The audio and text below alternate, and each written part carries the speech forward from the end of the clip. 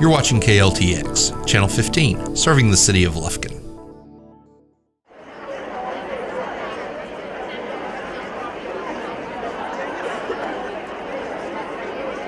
Good morning. Welcome to Power of Pink.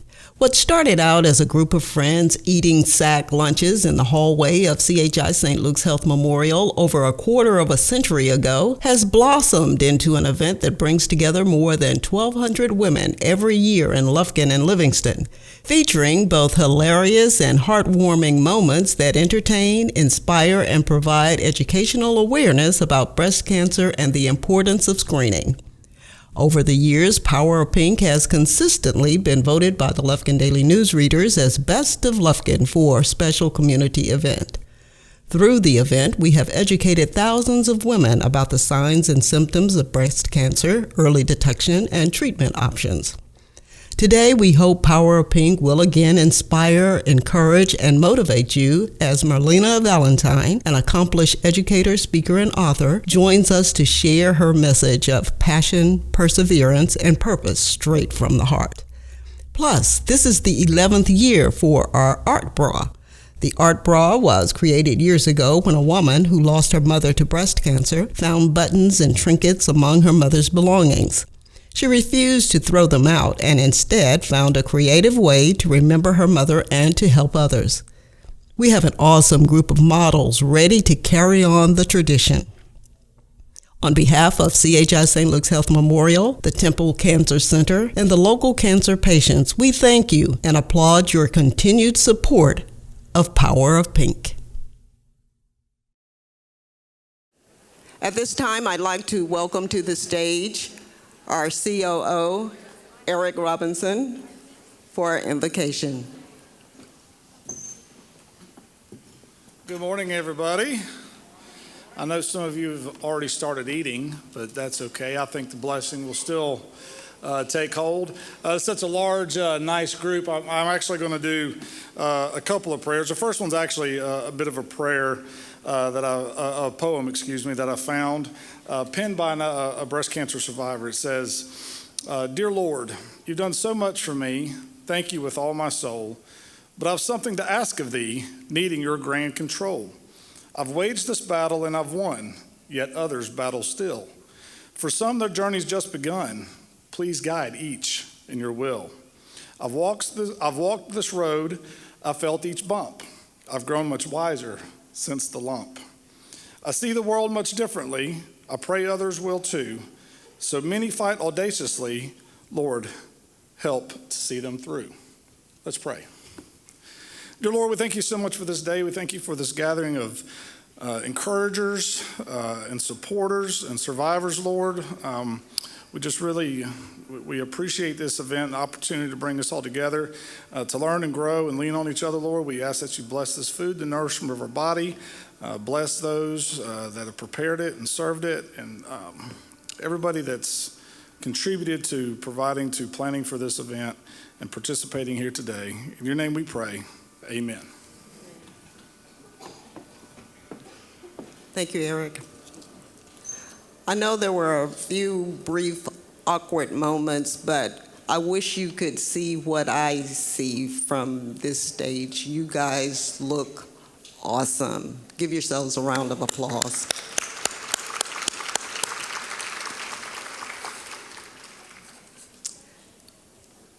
Quick commercial break. Today's Power Pink Luncheon is catered by Brookshire Brothers. Show them some love.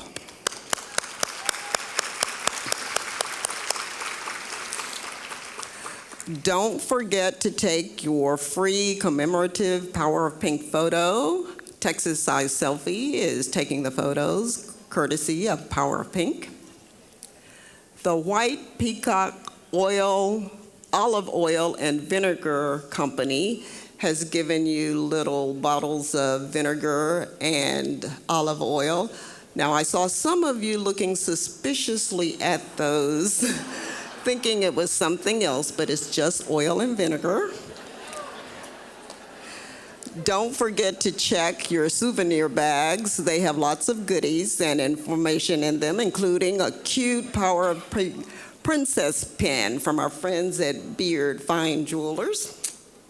I'd like to take this opportunity to thank our premier sponsors, Abel's Pharmacy, Beard Fine Jewelers, Brookshire Brothers, Aileen's Florist, Friends of Jan Moore, Georgia Pacific, Hospice in the Pines, KLTX City of Lufkin, Quick Copy Printing, Lufkin Coca-Cola, Lufkin Jewelry on the Square, Southside Bank, Studio 319, Swain and Baldwin Insurance, Lufkin Daily News Charm Magazine, Whataburger.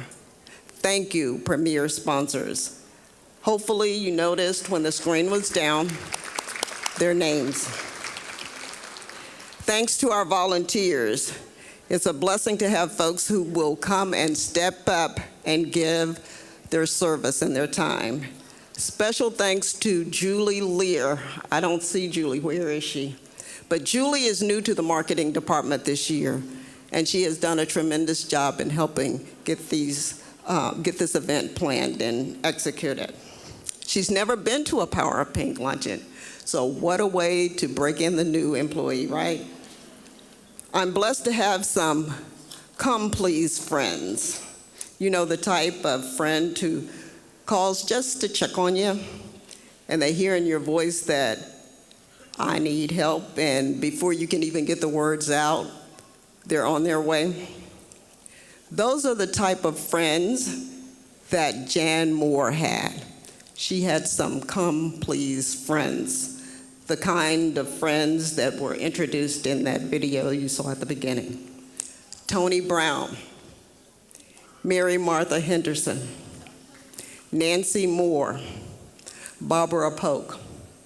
They loved and treasured their dear friends so much that they've helped prepare a legacy, in part, through Power of Pink.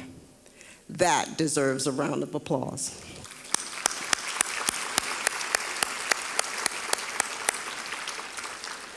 The Power of Pink is a gift to our community. Believe you me, it would be much easier just to tie on a pink ribbon and keep it moving.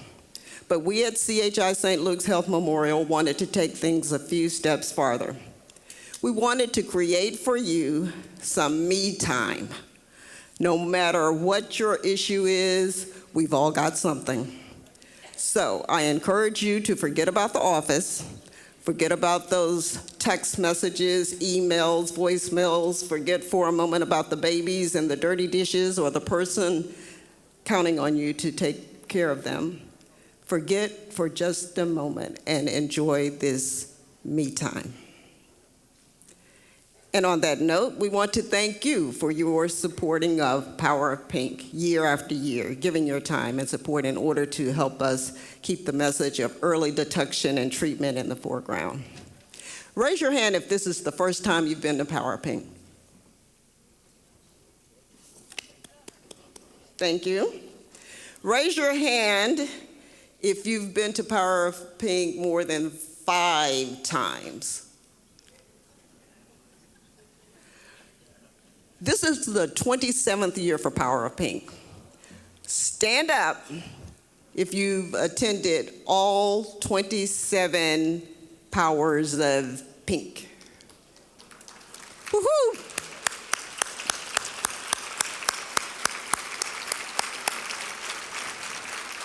Congratulations. You take home the Best Supporting Cast Member Award. You probably noticed we tried to do a little play on Hollywood this year. We're honored to have with us some of our city, county, state, school, and community leaders. If you would please stand or wave your hand as we give you a round of applause.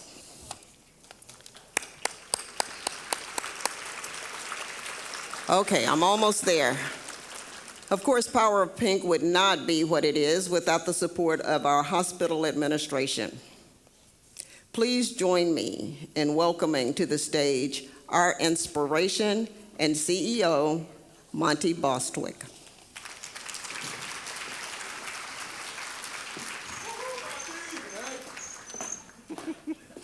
Well, hello. It is great to be with you all today. Just to echo the sentiment said earlier, this is a fantastic looking crowd. So glad to be here with you. You know, this morning I woke up and I was reminded that I need to get out of my comfort zone from time to time. A couple of years ago, I came up here and stood before you and expressed to you that how in preparation for this very event 2 years ago, my wife, Mandy, went out and bought this very pink tie for me to wear. And after that, I can tell you, and she had to buy it, because there isn't anything in my closet that gets anywhere close to this. And so literally from that day until today, I have worn this tie exactly 0 times. And I was dressed this morning, I was leaving, and my oldest daughter commented to me, "Dad, you got to get out of your comfort zone." She gave me a nice compliment on the way out, so was excited about that. And I'm pleased to have my daughters here with me today in support of this event, as well as my wife. If there was ever an event for me to take the small step of putting on a pink tie and getting out of my comfort zone, I would say that this is it. There is such a long history, 27 years of history of coming together to motivate, to encourage, and to create hope. And we are just extremely excited to be a part of it. So on behalf of CHI St. Luke's, thank you all for coming out and being part of this journey. God bless you and enjoy the program.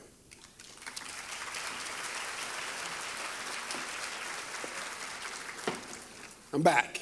And now I get to introduce Mayor Brown. Mayor Brown, you want to come on up?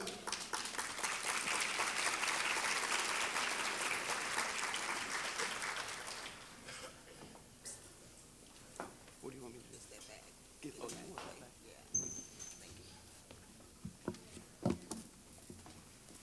Thanks, Monty. I don't know who reminded you, but we could have done without it. I have a proclamation, and I never do read these things the way they write them, but this is 2019 is the 35th year of Breast Awareness Cancer Month. Jan Moore left us on August the 8th of 1993, and her family has generously helped sponsor this event. Again, the ladies that were mentioned first, Mary Martha, Barbara, and Nancy and Tony, were one of the probably 18 more that attended the first one. But on behalf of the City Council and the City of Lufkin, thank you for being here. Thank you for being a part of this. And today is Power of Pink Day in Lufkin, Texas. Let me take this out.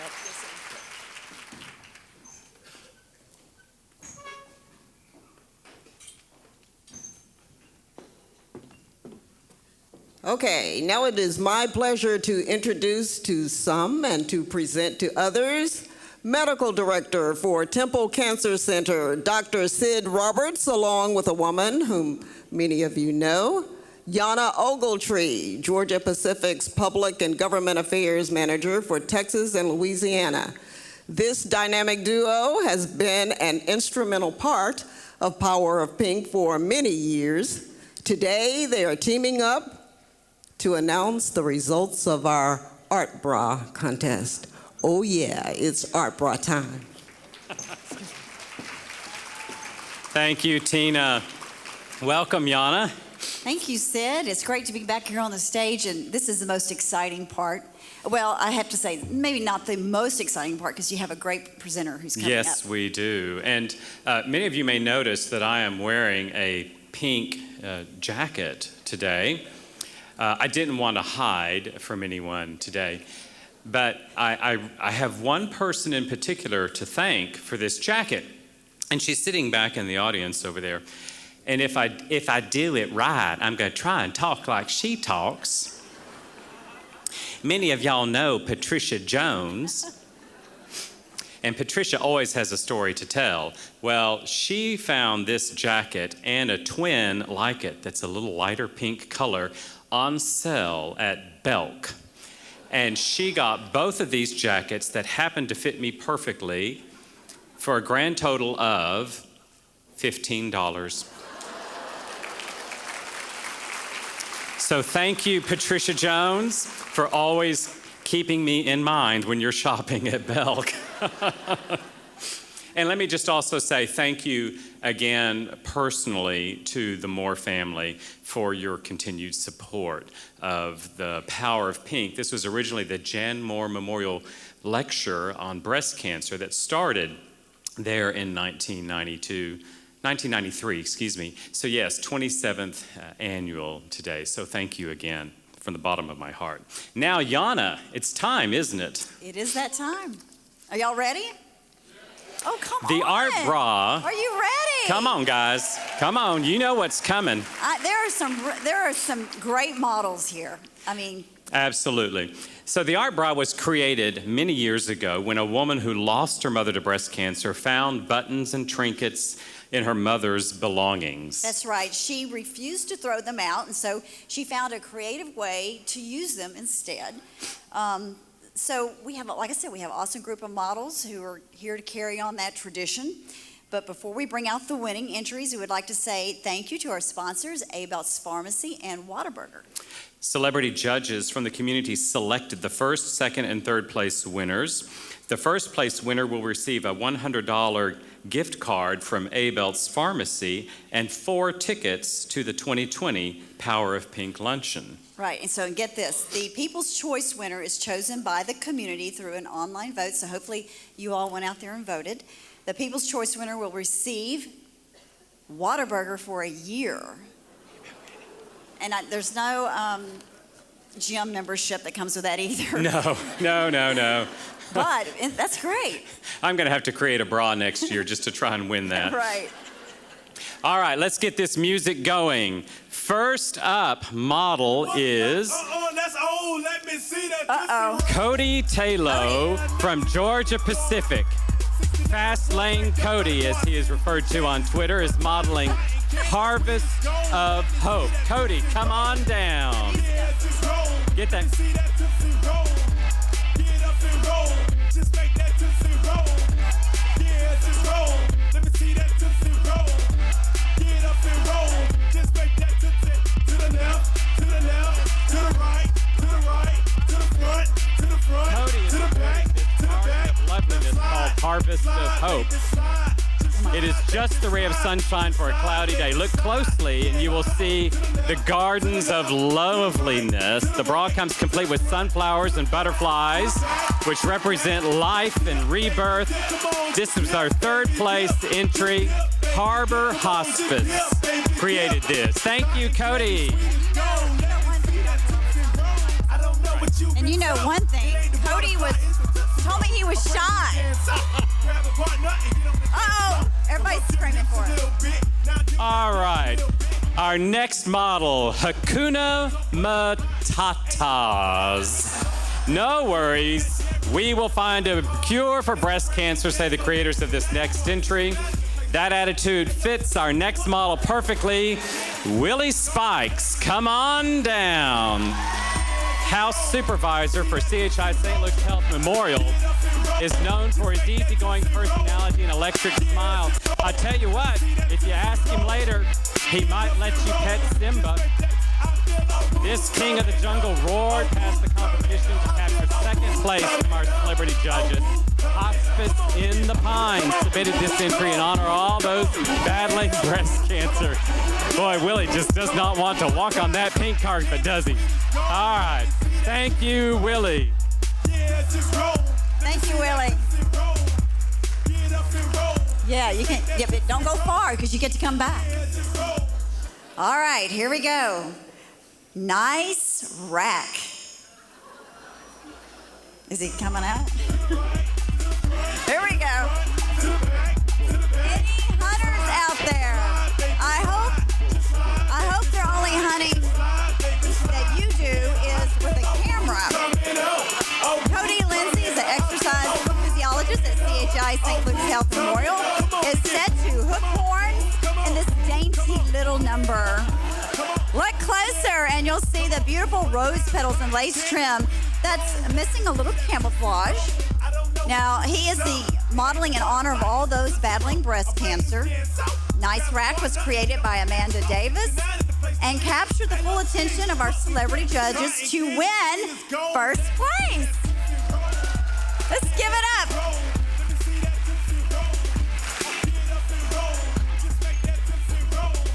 And now for the moment we've all been waiting for, the People's Choice. People's Choice Award. This is the Whataburger winner. This next entry might be accused of a piracy after it raked in 56% of the Art Bra online voting to sail away with the People's Choice Award. Matt Clark, come on down, director of ER at CHI, knows how to treasure the tatas. You can tell a lot of effort went into pulling off this coup. That parrot back in. Oh no, keep going. You're not done. Oh, it's the handiwork of CHI St. Luke's Health Memorial Cardiac Rehab in memory of Sybil Tillman. Cody, stay right there. Let's bring out the rest of our models to give them all one final round of applause. Come on, guys. Come on up. Maybe they're back there. Yeah, there they are. Come on, guys. Let's keep the music going. Music. There we go. Please give these guys a brave round of applause for coming out. This is never easy, but they did a great job. Thank you, guys. Now, by the way, all of the 2019 art bras will be on display at CHI St. Luke's Health Memorial Hospital in the lobby starting Tuesday, October the 22nd. Thank you, Yana. You know, better screening, early detection, increased awareness, and continually improving treatment options are our most effective tools in the fight against breast cancer. Power of Pink helps keep that message top of mind. Through this event, we have educated thousands of women about the signs and symptoms of breast cancer, early detection, and treatment options. We have shared stories of heartache, perseverance, and triumph. No one knows that better than our guest speaker, Merlyna Valentine. She is an accomplished educator, motivational speaker, and author, and she joins us now to share her message of passion, perseverance, and purpose straight from the heart. Please welcome Merlyna Valentine. So it was during the most difficult time in my life, a tragic time where in an instant, my life as I knew it was forever changed. And I faced what seemed to be the impossible. That I searched deep within myself to find a way to get through it. And I remember vividly reading this quote. And this quote said, "It always seems impossible until it's done." And those words resonated with me so greatly. I just remember thinking that in life there are always opportunities to view things as more possible than impossible if we choose to do so. And that is the most difficult part for many people, making that choice. Well, I stand before all of you today proudly and boldly because I've made that choice to persevere, to find strength, hope, and courage to go on in a very difficult time and to prove what's possible. Today, I would like to take you all on an empowering journey with me, one that has a message of my strength, my courage, my perseverance, and a message that comes straight from my heart. Good afternoon, everyone. Okay, we just had a beautiful lunch and a great display of some bras up here, so let's get excited. Good afternoon, everyone. Thank you. I feed off of your energy, so I want you to give me all that you have because I will give you all that I've got. I am Merlyna Valentine, and I'm delighted today to be able to share my story with all of you and hopefully deposit some seeds of hope so that all of you leave here forever changed. This is a part of my story I know this lady right here. She was an elementary school principal, and this is her first day on the job at her new school. Pre-K to 5th grade, 650 students. This is August of 2005. And I know this lady very well because she happens to be me. I think I held up pretty good, don't I? That was 14 years ago. And when you know what I've been through, you're going to clap even more. This lady took over in August of 2005, her first year. She had been an educator for almost 18 years already in the classroom, so I was prepared. Plus, I had my brand new Casper suit and a radio. What else did I need? I was ready. And then something happened in 2005 because my school is right outside of New Orleans, Louisiana, and that was Hurricane Katrina. And I had to end my school year and restart it a few weeks later. And that was okay because we did not have a direct impact. And fortunately, I got to welcome over 100 displaced students and their families. And we had an amazing year. Our staff pulled together and made the students and their families feel welcomed, valued, cared for, and respected. And at the end of the year, I pulled everyone together and I said, guys, we did it. It was a team effort. It is not just me. I'm only the leader. But you know what? I turned 40 this year and I survived all of this as a brand new principal. So I say it out loud, whatever life is going to throw my way, I'm up and ready for it. Not a smart decision of me to challenge life. August 2007, life showed me who was the boss. I was at Meet the Teacher night, one of my most favorite nights on a Monday. I felt this sharp pain in my side and I said, whew, I better get that checked out. That was a pain like no other. I, on Tuesday, was diagnosed with a kidney stone. Raise your hand if you know anyone that's had a kidney stone or maybe even, okay, so practically 100% of us. So that is why I was not concerned. It is that common. I said to the doctor, tell me what I need to do because tomorrow, Wednesday, is the first day of school and I will not miss it. She said, well, we're going to send you to your specialist on Friday and just call me if you have anything that might happen during the course of waiting. I left there feeling excited. On Tuesday night, however, I became violently ill. It felt like the worst case of the flu ever. And I remember rushing to the hospital that night and them working on me for many hours, still trying to figure out what exactly it was. I was sent home and told to follow up with my doctor upon my next issue that I might have. Wednesday morning, I missed the first day of school. I could not lift my head off the pillow. I visited hospital number 2. Very small town, very limited staff because of Hurricane Katrina. And so after working on me for several hours, I was ambulanced to hospital number 3. I spent many hours there, and there I began to go into major organ failure. My heart, my lungs, my kidneys, all shutting down. I then was transferred by ambulance to the 4th hospital for more specialized care. The last thing I heard before being put into a medically induced coma for 7 days was the doctor saying to the nurses that if I'd gotten there just 30 minutes later, I wouldn't be here with all of you today. I was in critical condition. And all that time that I had to process it, those few minutes, I thought, I have a kidney stone and the flu. What can this be? Is he talking about me? My family that night was told I had a less than 10% chance of surviving the night. Not good odds, right? And that if I survived, my life as I knew it would be forever changed. You see, that kidney stone decided to move and it was too large to pass. It blocked my kidney. And I was experiencing something called sepsis. My body was in septic shock, and that's the last I knew of it. I'm very glad I didn't know about that 10% chance of living, because being the fighter that I am, I've now turned it into a 100% chance of living. Here I am.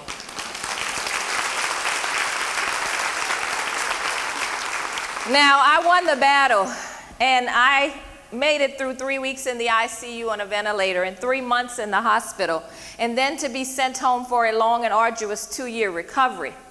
And it was a result of the sepsis and what had to be done to save my life that has forever altered my life, and I'm still grateful for it all. You see, because of the sepsis and what happened in my life, I became a quadruple amputee.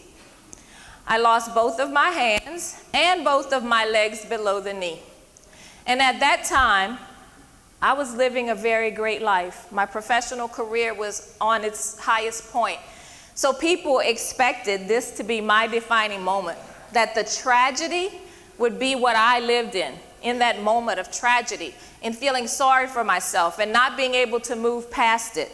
And those would be people who really didn't know me and my spirit of perseverance, because that would not be my defining moment. There's no way. If I was left here, I was going to use every bit of this story to be able to encourage someone else to go on, to fight, to do more, to save themselves, and to live.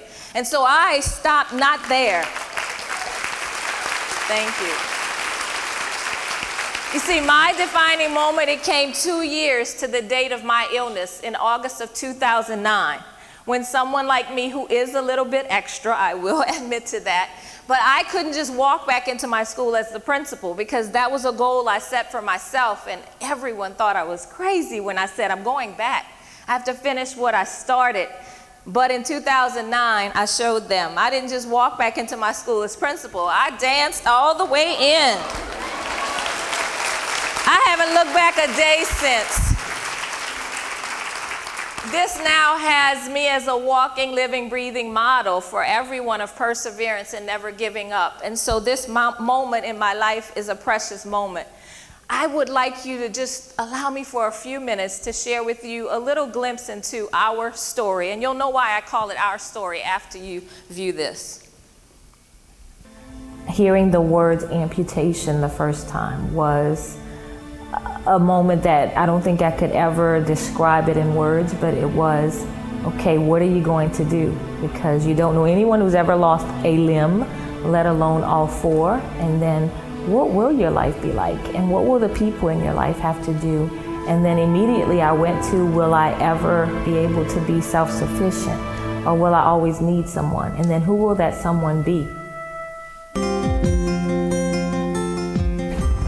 True saint is someone, despite adversity, despite all odds, is someone who never gives up hope. And this week's true saint is Merlyna Adams. Merlyna Adams, the principal of St. Rose Elementary School in St. Charles Parish, is back at work after losing her hands and her legs below the knees due to infections from kidney stones. For 2 years, Merlyna endured numerous surgeries and nearly lost her life. Over time, she learned to walk on prosthetic legs and use her prosthetic hands. Merlyna hopes that her story can help motivate others who are struggling through difficult times.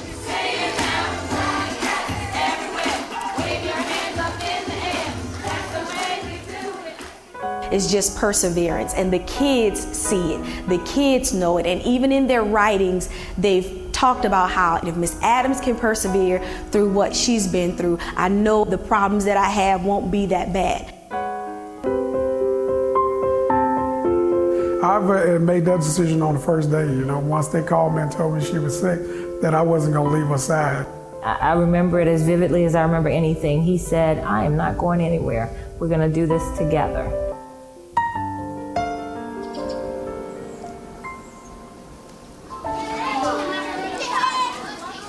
Good morning. Hey, my girl.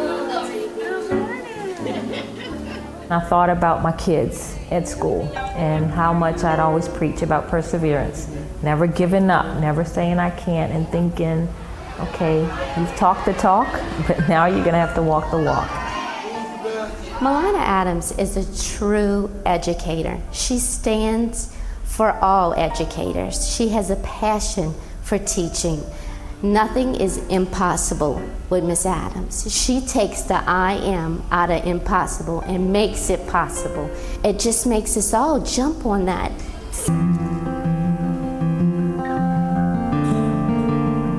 She said that when we did get married, that she wanted to walk down the aisle. She was not going down the aisle to get married in a wheelchair. So at this point, she's back up, she's working, she's back walking, doing whatever she wants to do.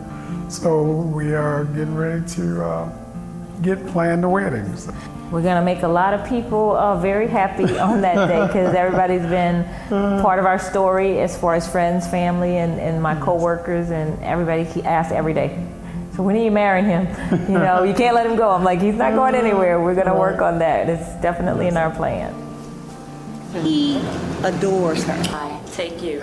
She's also a newlywed. You may salute your bride. In sickness and in health, and with joy and celebration. Merlyna's ordeal has been a journey she wouldn't have any other way. That's our story.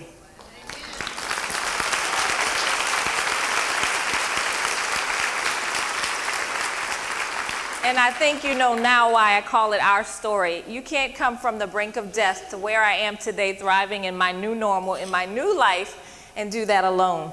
I have a strong support system. My family, my daughter, my parents, friends, even strangers, all work every single day to make my life what it is. But there is no one that does more for me than the person you met in that video, my husband, who was then at the time only my boyfriend of 1 year when I became ill. And I remember saying to him when I had the ventilator removed and I could talk, which was the hardest thing in the world for me, not to talk for over 3 weeks. My family said this is the quietest she has ever been.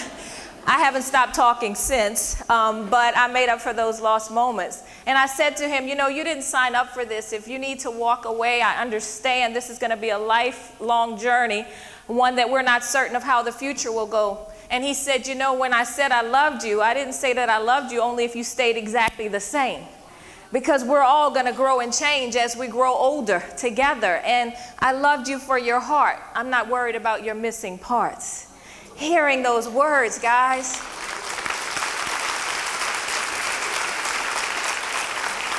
That is the definition of unconditional love that we must show to everyone, no matter what battle we're fighting.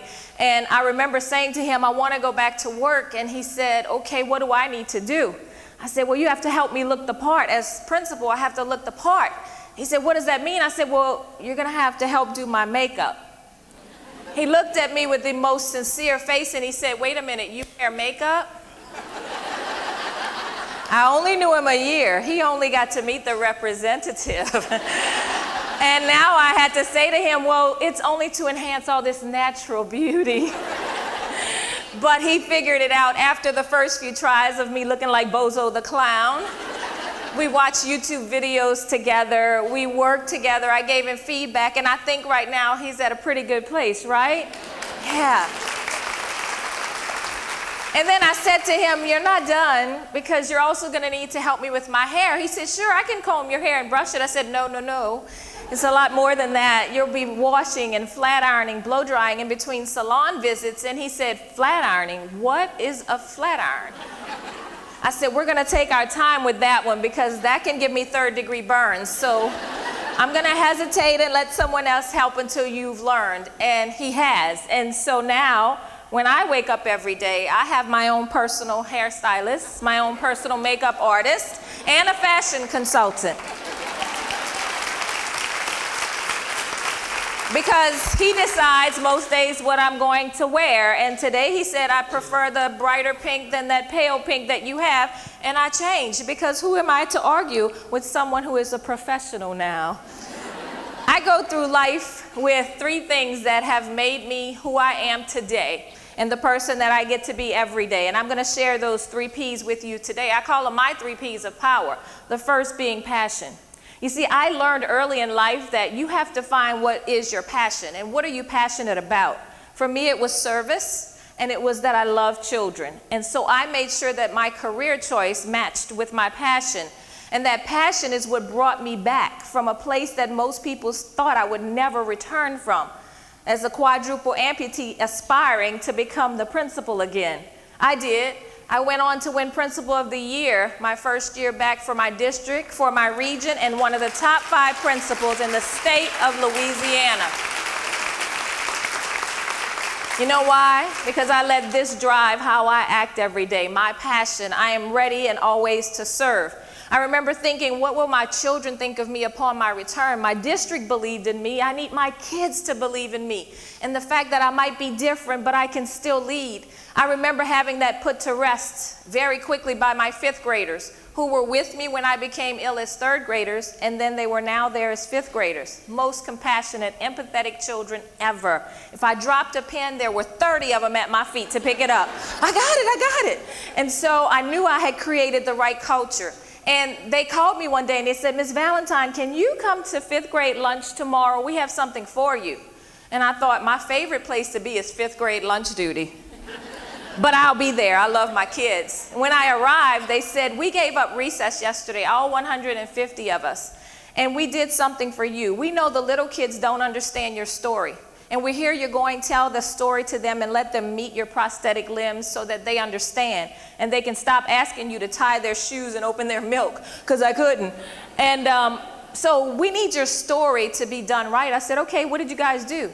They said, yesterday at recess, we had a name that limb contest. A what? A name that limb contest. We named your prosthetic limbs so you can use them as characters in your story. I said, that's pretty good. What are my characters' names? And they said, well, your legs are going to be called Jack and Jill. And I thought to myself, I didn't say it out loud, that's great, because they named it a male and a female. You know what leg gives me the most trouble, right? Jack! But I said, you guys are just amazing. What are my hands going to be called? They said, watch this. We were very creative. They're going to be named Hansel and Gretel. And so I looked at them and tears began to flow, and they thought they had offended me. And they were like, we're sorry. I said, no, guys, let me teach you a lesson about tears of joy. You see, I know I'm in the right place doing the right work because of what you just did for me in taking care of me and my needs. And see, that's why my passion is how I live every day. When I think about what it is that I get to do every day, the fact that sharing my story could save someone's life or plant seeds of hope in someone that might feel hopeless, I can't help but wake up every day just grateful and happy. I actually say this is the only thing I get to choose every day, my attitude. My husband, Tori, chooses everything else. I'm okay with that. Let me work on the attitude, because it is a choice that you get to make. How you wake up and how you will go about your day is your choice. I learned that, and I said to myself, you're going to have to choose happiness. You used to think happiness was getting something or going a certain place or finding the right person, and then you would be happy. So you're waiting on happiness to come by some process that is not real. You're going to have to decide that you're happy, because your life is going to be a challenge now. Everything is different. You're learning to do everything over at 41 years old, or humble yourself to ask for help. So happiness is going to be your choice, and that's what I do. I started by saying I'm not going to complain for 24 hours. Not one complaint. No matter how painful it was, no matter what I was going through in that hospital, you will not complain for 24 hours. And I didn't. And then it turned into 48 hours. And then it just kept going. Until right now, guys, being happy is my habit. You see, what you repeatedly do becomes a habit. So what I do is I focus on what I have and not what's missing. I focus on what's going right in my world and not what might go wrong. That's a thought process that I use about everything that I do during the course of my day. I remember meeting a gentleman who sat in the audience for 3 of my engagements, and I saw him because he was engaged, yet it didn't look like he was buying into what I was saying. And afterwards, finally at the 3rd event, he came up and he said, I just got to be honest. I don't believe you're that happy with all that you have going on. I just don't believe it. I think it's something you're sharing with everyone because you feel that's what we need to hear. But I can't imagine you're that happy and you have no limbs. Now, the old me, the younger version of myself, before I made this transformation, would probably have said to him, I can't believe that you're this negative and you have all of your limbs. But I didn't. I practiced restraint, and I just told him, what are the options that I have to go through life feeling miserable, to feel sorry for myself, or to realize I got a second chance at life, and what I'll do every day is wake up and live. That's what I want you to know, that it is a choice. Now, you know, in order for me to do this, I had to get to my second P, which is perseverance. That meant that I kept going when giving up seemed like the best option, the only option some days. I went through some very dark times because of the transformation that had to happen to me physically. But then I realized that my healing and my spirit of perseverance would only happen if I started here with my thoughts and what I believed might happen in my life. I started seeing myself doing everything I used to do, even though what I was hearing was that I may never be able to do those things again.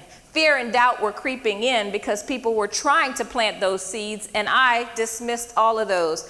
I remember thinking perseverance is about knowing that you can go on no matter what is happening in your life. It's going to take a lot of you, and you've got to work hard at it. But this is what I told myself. How badly do you want it? How badly do you want your life back? How badly do you want to live a life of purpose again? And when I said I wanted it, I said, now you've got to persevere and put in the work. That's what it took. I know that we've all in this room at some point in our lives experienced some level of change. Now, there's the change we choose, which is what most of the time happens. And that can be like me needing to go home after this visit to Texas and get my hair colored because I saw too much gray in those hotel rooms with the bad lighting. Or, as you saw in the beginning of the video, I decided that I wanted to be healthier so that walking on Jack and Jill would be a little easier for me. And I would go on a diet on Monday. I live outside of New Orleans, Louisiana. Food is life. We live to eat. We don't eat to live. And so on Tuesday, I would say, next Monday, I'm going to get serious and I'm going on that diet again. And that cycle repeated for over 2 years until one day I said, how badly do you want it? Do you want to walk and get around and feel like you're doing what you want to do in life? Then you better get to it. And that's when I decided that this was a change I could choose. I'm going to lose weight and get healthy, and I lost the 50 pounds that I gained by being inactive for 2 years. Yeah, clap for that. It's hard. The struggle is real. And then I said, you know, those are changes that you can choose. But what about when change chose me? Without my permission. There were no blinking lights saying, get ready, change is coming. Adversity is here. Tragedy is on its way. It just happened, as I'm sure it happens in your lives. But at that point, that's when I decided I'm going to manage that change. It's not going to manage me. I'm going to learn to use it to make me better and not bitter. And I want you to think about that. How do you transform to that kind of thinking? Well, I know for a fact, after reading many self-help books, that's why there are so many self-help books out there. We all need help at some time. I had to embrace that. I said, how do I get to embrace change? Because I'm resistant to change. I always was. People would say change is good, and I would reply, then you go first. Let me know how it is, and maybe I'll try something, not everything. Because I wanted everything to be a certain way at a certain time and just planned perfectly. Well, this taught me a lot about having plans, that I was not in control, and that I needed to learn to go with the flow sometimes and figure it out. But this is what I learned, that we resist change because we focus on what we're going to give up or lose and not what we can gain. You see, I learned that this transformation in my life, I had to focus on what I would gain from it. Look where I am now. I am out all over this country sharing my story, sharing my message, and actually meeting people who are more than amazing, who are fighters and survivors and who are going through struggles just like I am. And we have this big network now. And I keep thinking none of this would have happened had I made the wrong choice to not embrace this change and to let it make me someone who was bitter. And I learned it from my husband most of all. When he said to me, when I said, you know, you're going to have to come here because he lived an hour away from me.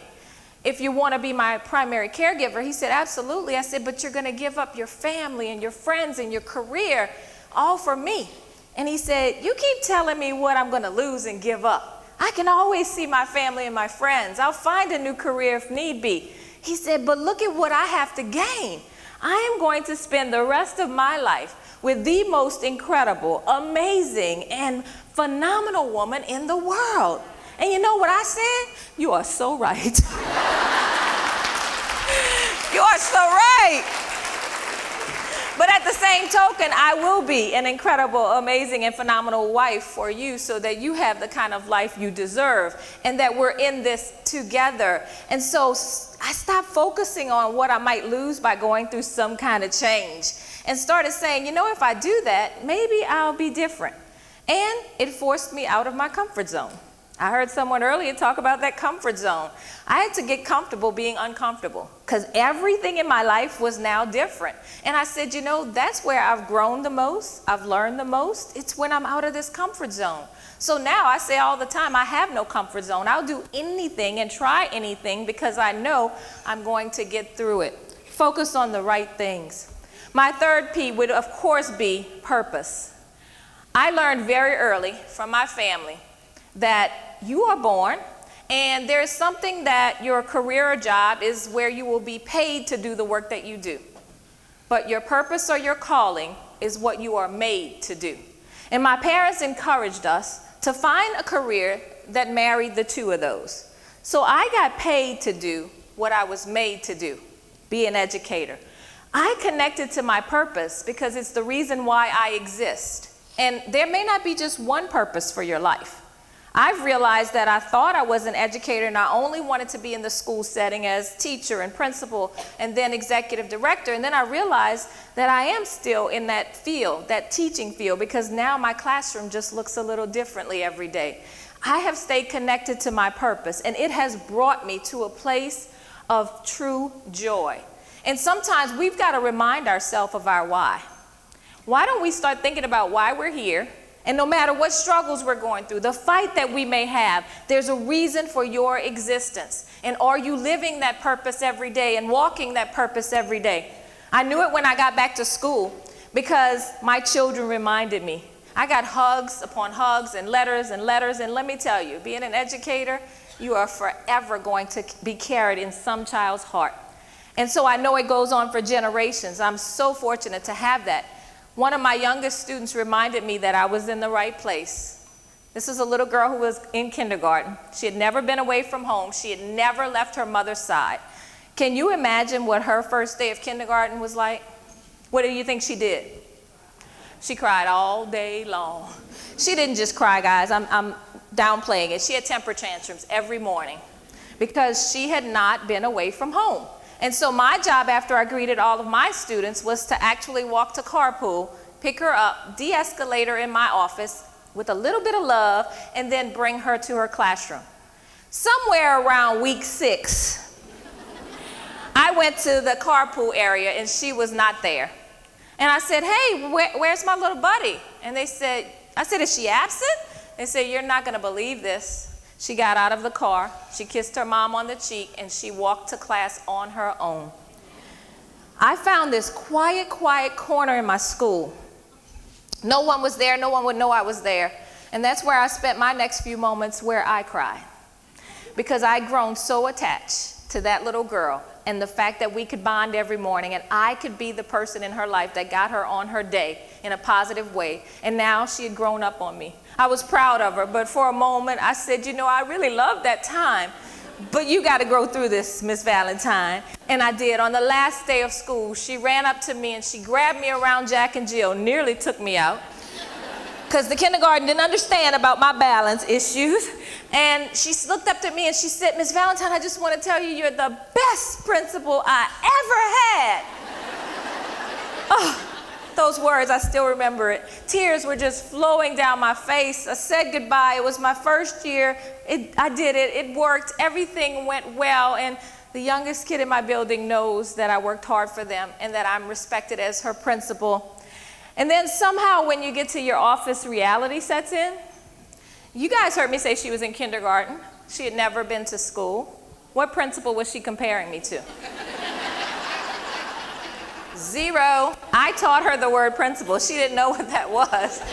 So when she said I was the best principal she ever had, I took it for what it meant. I was.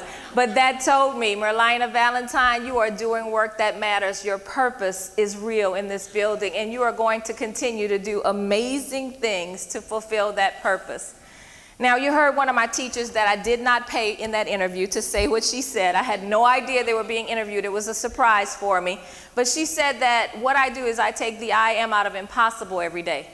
And I started to feel like that. And this picture represents how I go through life because I focus more on my possibilities and not just my disability. And that's kind of difficult because I don't leave this behind. I will never have hands and legs again. But I am in a place where I accept that. I embrace that. And I said the struggles that I have every day, because I do, there's some obstacle, some hurdle.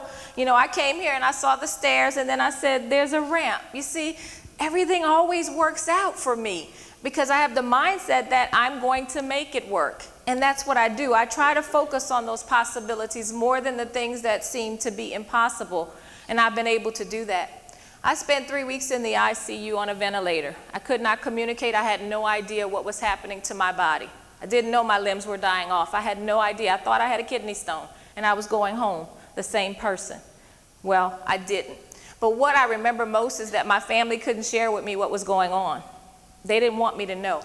Doctors didn't even want to tell me. They would share with my family and say, you guys want us to tell her? And my family would say no. So the way that I found out what was happening is I pretended to be asleep when the doctors came through. They talked honestly then, and I heard the word amputation. I heard the word sepsis. And then on 3 occasions, I heard them say, let's get her family here. Her vitals look very critical. We're not sure she's going to be here in the morning. 3 times. And 3 times in the morning, there I was, still here. And so I kept thinking during that time, if I'm not here and if this is that moment where my life is over, you know what I want to think about? What am I going to be remembered for? That's all I thought about. What will people remember about me? You see, that Linda Ellis poem, The Dash, tells us that we all get a birth year and we're all going to get an ending year, but it's that dash in the middle that matters. And that's what I was focused on. Am I living my dash the way that I want it to be? Are people going to remember that I chose to serve, that I love students, that I love life, and that I want to be the best person I can be, better today than I was yesterday, every day? I don't know. And now, because I know that I'm still here, I'm very intentional about how I'm living that dash. And I hope all of you are too. Every moment, every day, every encounter you have with people, it matters. And so your dash is critical. Right now, my family and everyone around me knows that there'll be one thing that I want to be remembered for, and that I hope all of you will forever remember me for. And there's just one thing that matters to me now. I have a spirit of perseverance. And the thing that I want to be remembered for is that I will never give up. I will keep fighting. I will keep advocating. I will keep inspiring. And I will keep reminding people that life is worth it. No one told me it would be easy to come back from this. But I can tell you, standing before all of you now, it is worth it. Because my life is incredible.